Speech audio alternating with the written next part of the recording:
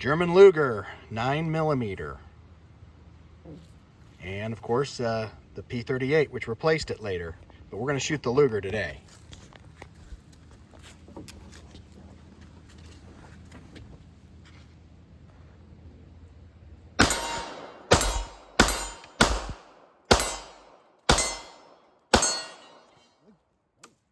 That was hot. Okay, it does not lock open. But these guns, of course, very iconic, and were carried famously by the German Army in both World War I and World War II. This says, it's my understanding that means safe in German. I had 2 years of German in high school. Can't speak a lick of it, though. This gun was originally designed in 1898, and then was put into production in 1900. And believe it or not, the Swiss Army picked this up before the German Army did. It wasn't until about 1904, I think, that the German Navy picked this up, and then, of course, the Army later. But certainly, if you've seen a World War II movie in the last 50 years, this was probably in it. Watched Where Eagles Dare the other night with Clint Eastwood, and there's several Luger scenes in that one. But they were in production up until 1942, and they were replaced. They started getting replaced by this guy in 1939, the P38, and they stayed in the German Army for I think about 50 years. In the U.S. even tested these prior to adopting the Colt 1911. I think the 1911 was the way to go. These are neat, but I mean, 1911's a 1911. So, but they're kind of cool to have and fun to shoot. So let's shoot some more. You can see the sights are somewhat primitive. Obviously there's no adjustments to them or anything like that, but the magazine holds 6, and then you do that.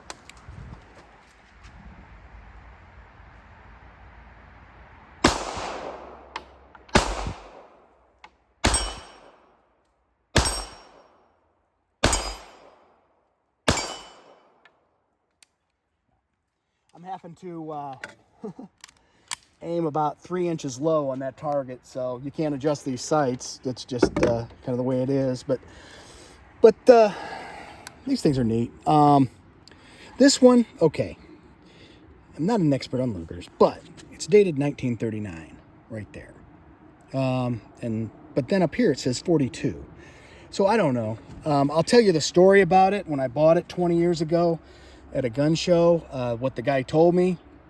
Maybe he was full of it, but it was a cool story.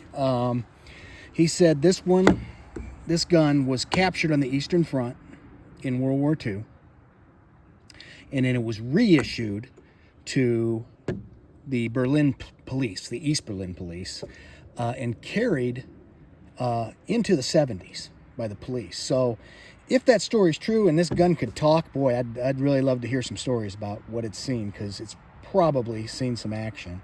And then, the serial number on the front, it's a 4-digit number. And then, it's 2525. All these parts are 25, but that's the last 2 of the serial number. So I don't know if that means numbers matching or what. I don't know. Comment below if you do. But they're just really cool to shoot. One of the problems I was reading about they had with the German Army was you had to keep these things clean, and they had a lot of malfunctions. And I know from shooting this thing, I'll shoot it here today. If I don't clean it, it's going to jam like a son of a gun next time I try to shoot it. So you do have to keep these things clean.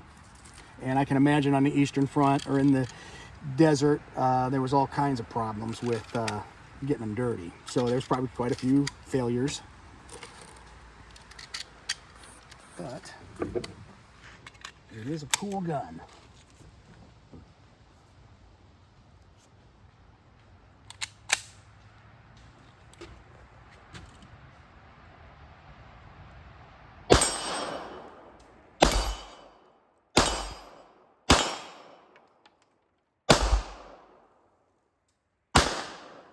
locked open that time. Well, let's assume 1939 is when this thing, the youngest it would to have been born in 1942, because that was the last year of production. But let's say it was born in 1939. That means this gun is, there's some quick math, 65 years old. So shoots pretty good for a 65-year-old gun still. Like I said, maybe I'll do a video on the P38 another time. But this was, made by Walther, and these were carried all over the world.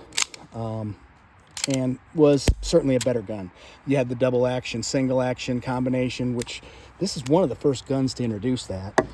This, you could carry it loaded, but, all you had was your safety there. I wouldn't have a problem doing it, but some people may not be comfortable with that. But, like I said, German Luger, 9mm. Lots of fun to shoot. Make sure you go see my friends. They got all kinds of cool old stuff like that. So, thanks for stopping by Ghost Gun Range.